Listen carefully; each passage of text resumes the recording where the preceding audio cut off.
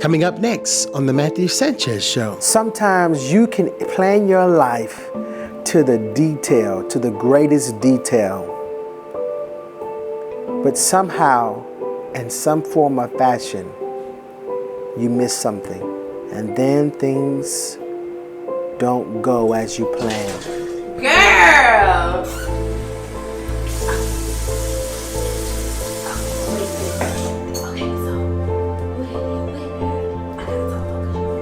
Hey, she gonna call you back. Okay. You got the phone. Okay, but I'm talking to my sister right now. She's trying Okay, to tell me but she something. gonna get off the phone. Call you back right now. Okay, let me call you back. Why you keep on doing? Doing what? I ain't doing shit. Talking to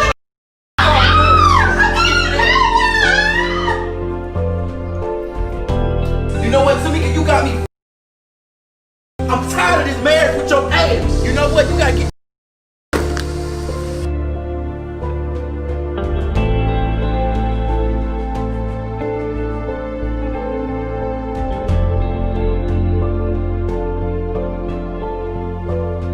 So instead of facing the pain, instead of trying to deal with the real issue, what we do as people is that we get into things that don't honor us. We get into addictions, we get into relationships. We do things that don't honor who we truly are because we are scared of facing ourselves. And it gets us into deeper trouble.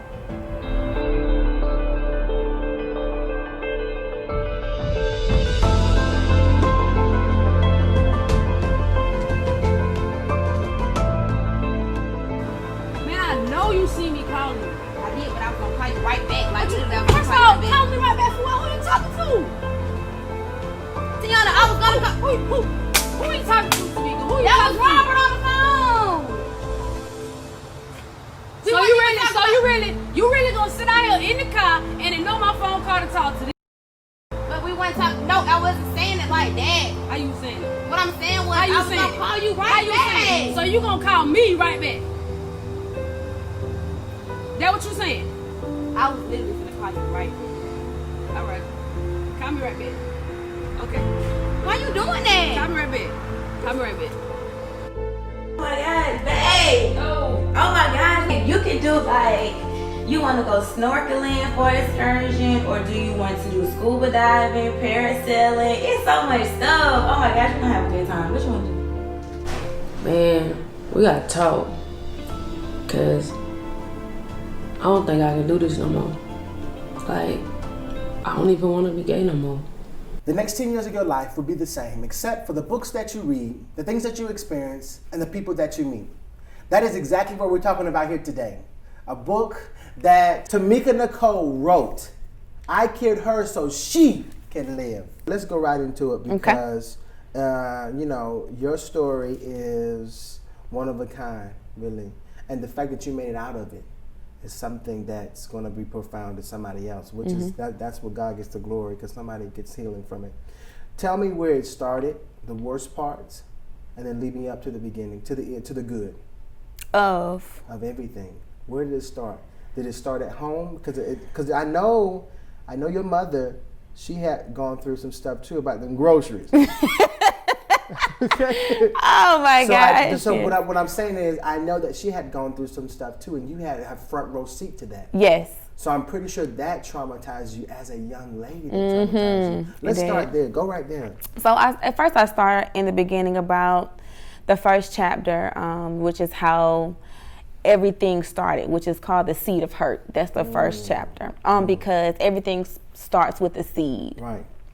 So when I was in elementary school, my mother had got married, and so she moved, and that's where I grew up in the country, that part of my life. I think I was in like the 6th grade, 5th grade, 6th grade, something around there.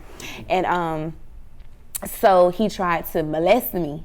Who tried to molest you? My mother's husband at that time. Wow. Okay. Tried to molest me. This wasn't your biological father, right? No, absolutely not. Absolutely not. No. Okay.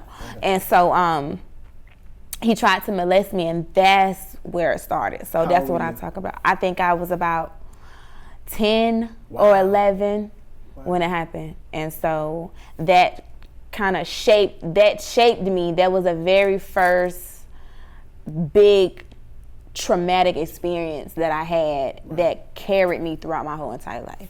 Because of the rape.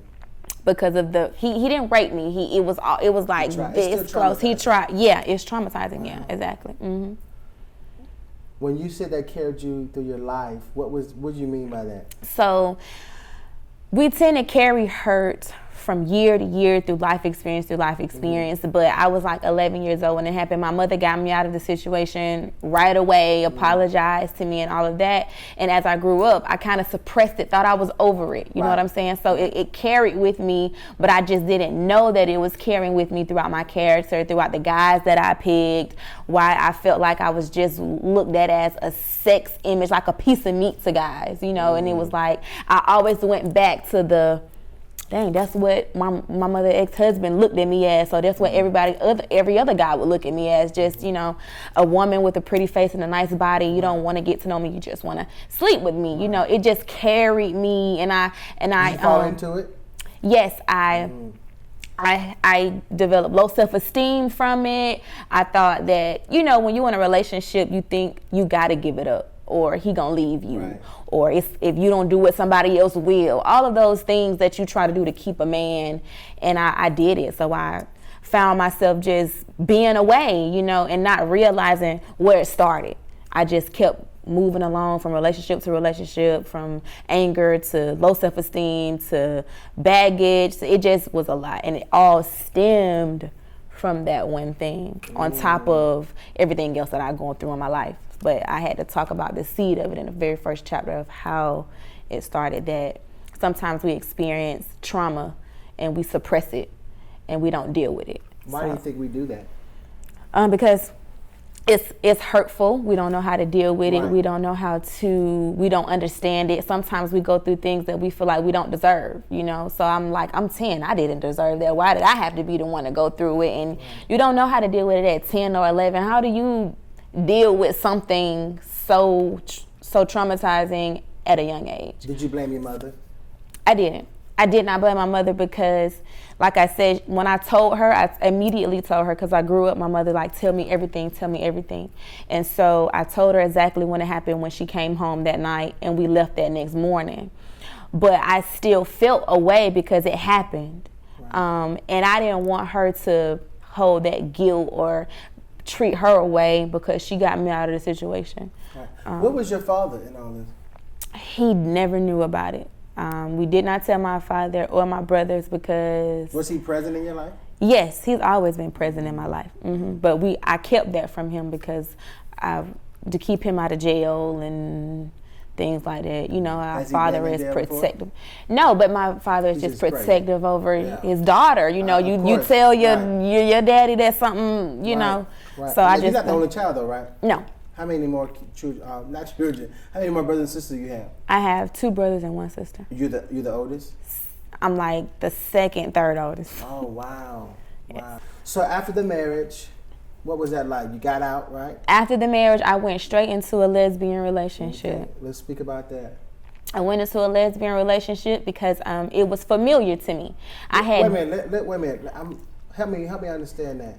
Familiar into what way? As far as, was it familiar because it was like a mother love, or what was it? No. It was familiar because when I was like 18, I had dibbled around in it. Oh, okay. Yeah, okay. And I knew that that's not what I wanted to do. Okay. So I kind of broke it off. Right, okay. And so then when I stayed with my husband, because I always knew that, you know, same sex is wrong and unpleasing to God. Right. So I kept this battle like, nah, I can't do it. And so I was so hurt from my last marriage. When she entered into my life, it was just something easy to slip into. And I stayed in it for like 3.5 years. And you got engaged? Yes. Right. Yeah. Right. Oh my gosh. So you got engaged, but you still were not happy, right? No. So not 100%, no. But why go through all of that and not be happy? Because that was the best thing at the time. I mean, we had established so much together. We had blended families, and that was like the best relationship I had experienced out of all the relationships. So at that point, I was like, well, look, God, we rocking till the wheels fall off at this point. So if you don't come in and break us up, this is just what it's going to be. And that's what I stuck to. And I knew it was wrong, and I knew it was kind of like trapped. I think that's chapter 6 in my book. I literally felt trapped in that relationship, because it was like I wanted to go, but I didn't, but I did, but I didn't, but I did, but I didn't. So yeah. You wanted to go, but you didn't. And what kept you from not leaving? Because I had too much, and I had soul tied. We were soul tied to each other, and it had nothing. It was emotional soul tie, and those are the hardest connections to detach yourself from. It's hard. Why are they hard? Because when you're emotionally attached to somebody, it's not about sex. It's not about none of that. It's your emotions are really tied into that person. You eat, breathe, sleep. That person that's your best friend. That's the person that she was a person that I was used to all the time. So trying to detach from somebody that you've been living with and been chilling with and go everywhere with, that's a lot. That's a lot to deal with. Still having your son though with you, and still have my son with me. Right. Have you ever had a conversation with him about your life? Not in the full extent, of course, but I mean, he knows. He knows. He's read my book. Right. Oh, really? Yes. Wow. Well, he knows something. Have you ever had the conversation with him about? Has he had questions for you? He's never asked me a question. Really? Did he witness the abuse from you? From my yes. Oh wow! So he had a front row seat too. Yeah, he happened to see one incident. Yeah. Oh, man. He never asked a question. Never. He never asked a question. Do you feel like that you have felt him as a mother at that point? Yes, that was guilt. Like I felt like I felt him as a mother. I felt like I put him in a bad situation. And so when you want the best for your kids, you always hold that guilt when you make a bad decision regarding them. You always want them to be happy. You always want to make the best decisions. But I made a lot of bad decisions that really it was just guilt that I could have let go. My son, kids will forgive you, but it's just you forgiving yourself, really. So when did you get to that point of forgiving yourself? When I killed her. I forgave myself. Let's go to that. When did you kill her? I want to know the date, what happened, because you wrote down a strategy. Yes, in the book. I had to develop a strategy. After what day was it that you realized, okay, I can't do this anymore? I don't know what day it was, but it's in the book. Okay. It was when my previous relationship with the woman I was with, we broke up. And when we broke up, we decided to literally go our separate ways. What year was that? Like 2000? This was 2 years ago. Oh, okay. We broke up, and I got my own place, and she got her own place. Okay. And so that's when I had to deal with the real me. That's when I had. Because you were alone? I was alone. Okay, let me ask you this then. So when you say that, what I'm thinking that you did is that you went from relationship to relationship. Did you ever give yourself time to process, or were you scared of being alone? No, it wasn't that. It was I got married when I was 19. So from 19, 20, 21, I kind of went straight into her. Right. Oh, that's what I'm saying. So yep, you just that's went what straight happened. to it. But you never you never was alone by yourself. Wow. No. Were you scared of yourself?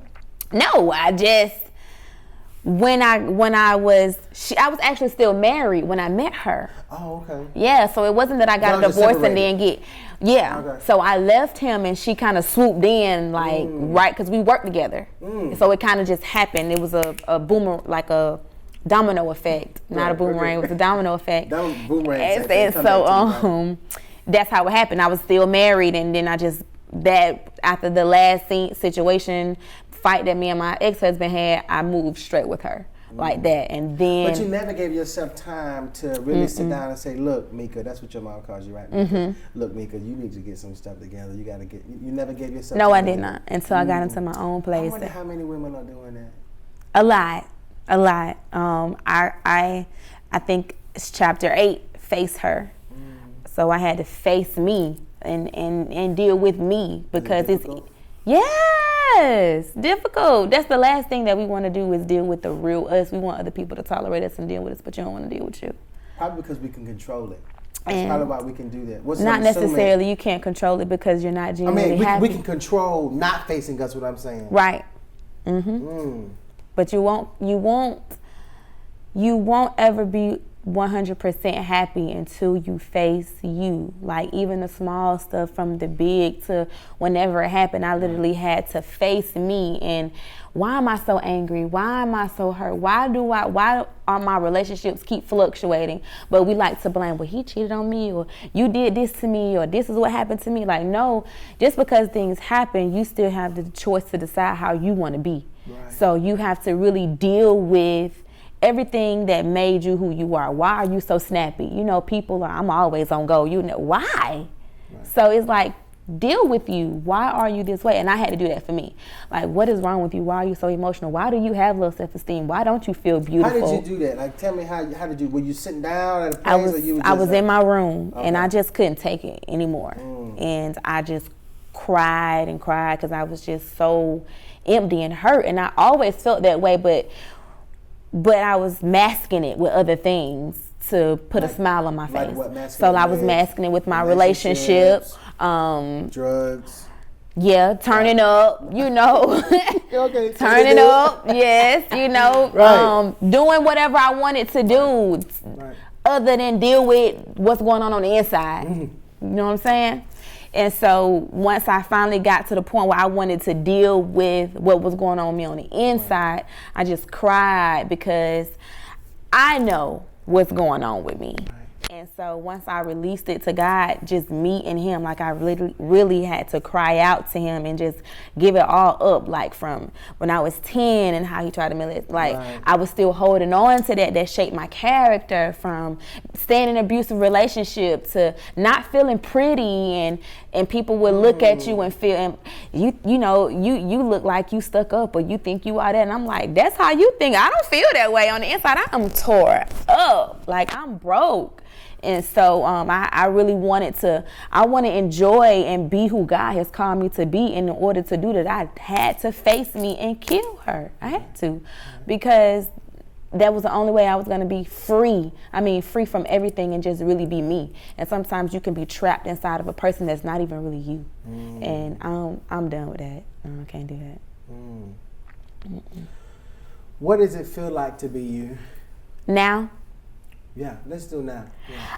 Amazing! I'm so excited now. I'm happy. I'm free. Like, it's nothing that the enemy can hold on me that I can't sit and talk about right now. You know what I'm saying? You can't hold nothing over my head no more. You can't make me feel guilty about this or what I did 3 years ago or how I used to be eating. Like, nah. Right. So, what inspires you, and why does it inspire you? Let's say this, who or what inspires you? Being in ministry and I love to uplift, motivate, and inspire kings and queens, because that is what we are.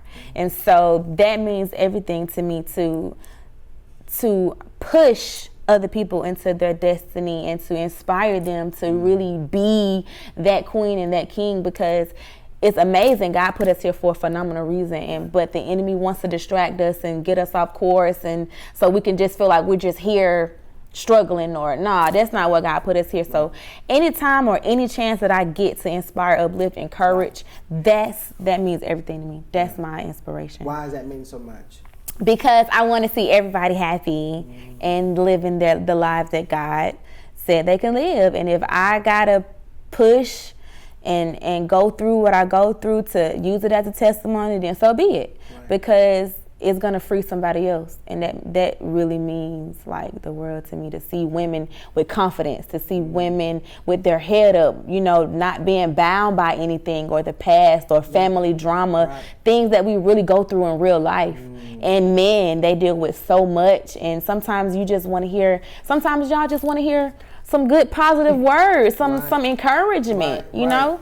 So that's what I love to do, and I enjoy doing it. It's genuine. What is your gift, or what is your, let's say this, that makes me smile. What is your gift to your son? Like, what do you want him to be? What do I want him to be? Right. What do you want him to be? What do you hope he will become? Let's say that. Because he's still young. I know he's going to become an amazing leader, a phenomenal king that God has called him to be. Whatever it is that he wants to do in ministry, I know that he's going to do that because I'm raising him up in now the way that he should go. So I know that he's going to be good. Was it scared having him? Was it scary? Were you scared? Were you nervous when you first had him, or when you thought? No, because I was going to get an abortion, so I didn't want to have the baby, and I put that in one of the chapters. I was not going to have a baby when I was pregnant. I was like, yeah, this is not for me. Right. And I actually was prophesied to. A lady came over to my mother's house and she prayed over me, and she knew God told her, that I was pregnant, because I was mad at my mother because I was like, you call her over here to pray for me.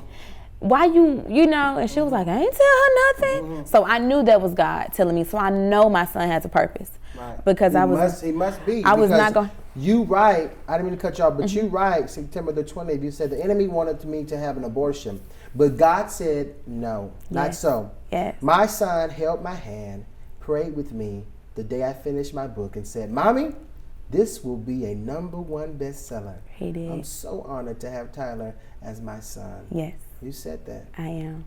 You said that. That's my joy. But what I get from this is that he must have changed your life dramatically. He changed my life. Even did. When you were broken, he gave you hope. He did. Is he your hero? Yes. He is. I love him. That's my prince. Absolutely. Yeah. I hope he sees this one day and looks back on it. Yay! Right. I'm gonna show it to him. What's the best advice you've ever been given, and who gave it to you? The best advice? You must have a lot of people who love you if you got to do that. Yes. The person that gives me the advice the most is my mother. So. Who is amazing, by the way. I saw her podcast. Thank you. Right. She's a very powerful woman of God. I know. I can tell from watching you guys' video. The best advice I can say she's giving me is to stay focused and not get off course on stay aligned with what God has for me. And that will always be something that ticks in my head, because I'm tested in everyday life. I'm human, and I'm like, okay. You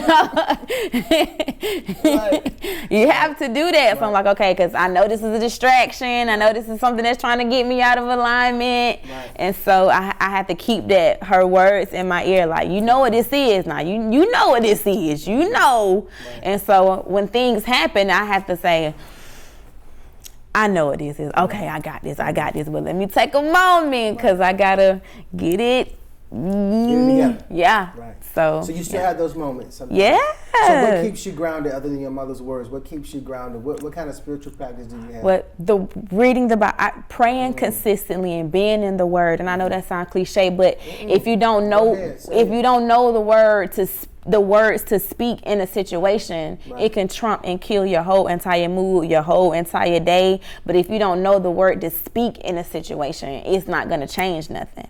So I have to stay in my word. I have to know how to counteract situations, and that's with my mouth, because power is in your mouth.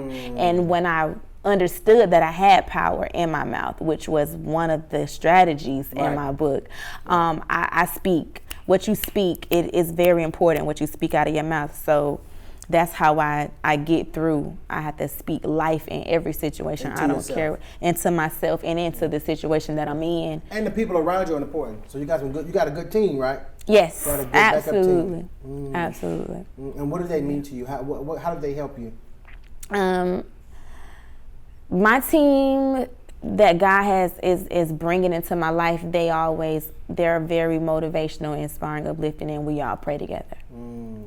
So those are the people that I be around, because that's what I need in my life, and vice versa. We pour into each other, which is important. Yes, it's never one person drained, or I'm always I surround myself with like-minded people, spiritual people, and we're on the same pattern. So. Yeah. Did you do that before? Did you have the kind of people before? No, before. Well, let me ask you this. Did you have them and you rejected them, or you just didn't have them at all? I didn't have them at all. I had the turn up friends. You know, so yeah. So you go from being almost molested, jumping into a marriage, right? Between the marriage, you go after the marriage, or while you're still married, right? Yes. You go to a lesbian relationship, but in those times you're struggling with depression, addiction, right? Yes. Did you suicide? I'm assuming. Well, I dealt with that when I was I had a situation. You gotta read the book. I don't want to say too much, but I did deal with suicidal thoughts. Right. It was real. But that's listen. Anytime you're dealing with those kinds of that stuff is natural. That stuff's gonna happen.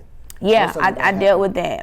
So I dealt with anger, depression, guilt, low self-esteem, all of it. And then having a child in the midst of and I had a child in the midst of all of it. Yes, all of that, from family hurt to church hurt to every kind of situation you could probably want to name. I went there, and I was very open and real in the book, because people need to know. Like, what do they need to know? They need to know that somebody can relate, and I've been through it too. You know what I'm saying? Sometimes you can give a good word. Right. You can give a good word, and oh my gosh, I made it out.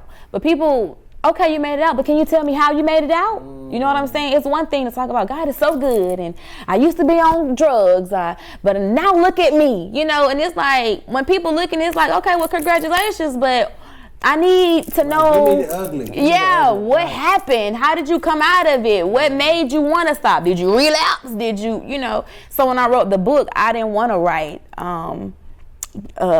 10 steps to success type of book, and then no shade to those type of books, but this is real life, and I wanted to write a real book about what are the deep things that we deal with, the deep things that we hold and that we encounter, that really shapes us and mold us into who we are.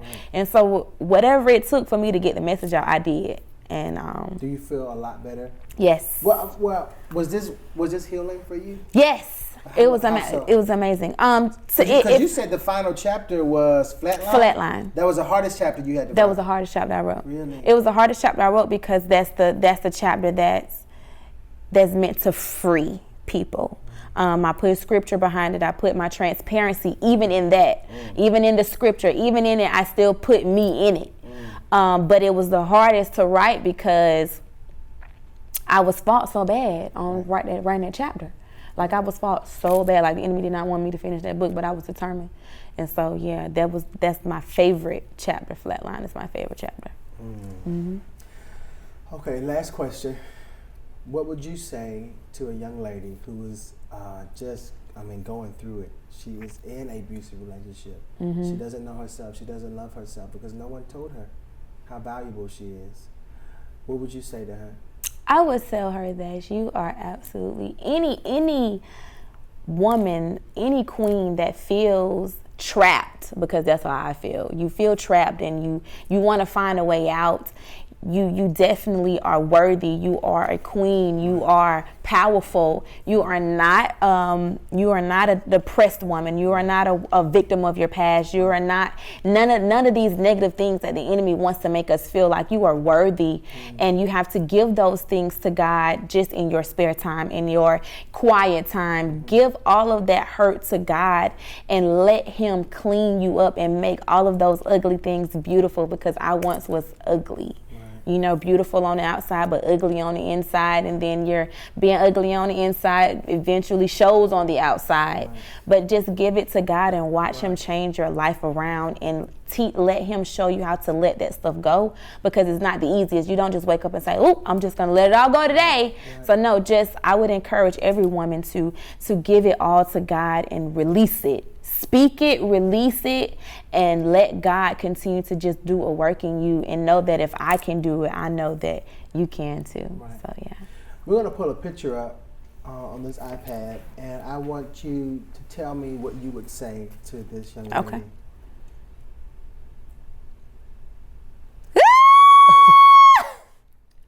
What would you say to her? Girl! I'm trying to figure out, when did I take that picture? I probably 2016. Ooh, I was a lost child. Girl, I'm so proud of you. I'm so proud of the woman that you have become. You made it out. You should be dead right now, but God said not so, and I am super proud of you. And continue to keep pushing and stay on the path that you have to inspire every man and woman of God to be the best that they can be. God, you doing it. That's what I say. That's what I say. That's what I say. That's good. That's good. Where can they get the book? You can get the book on Amazon.com. Type in I Killed Her So She Can Live, or you can type in Tamika Ingram and the book is going to come up. I also have copies on hand. And so you will deliver them? I will definitely deliver it and put it right in your hands. Yes. Right. If somebody needs to get a hold of you and they want you to mentor them, how can they get a hold of you? I am on Facebook, Tamika Nicole, TAMIKANICOLE. I'm also on Instagram, Tamika Nicole with 2 E's, so it's NICOLEE. You can DM me. My email is tamikaingram26@gmail.com. Anything else you want to say? I'm so honored to be on your show, and I thank you so much for having me. I really enjoyed myself. I'm honored to have you. It's an honor. All right. We love you. We really I do. love And you we too. are proud of you. Thank We you. are proud of you. We are proud of And you. I'm excited for what God is going to do with your TV show, with your business, everything that you Thank do. you. I know it's blessed and prosperous, and it's going to reach millions of people, and your business is going to be global, and I'm so excited. Thank you. I received that. Thank you so much. This video brought to you by MSW Productions.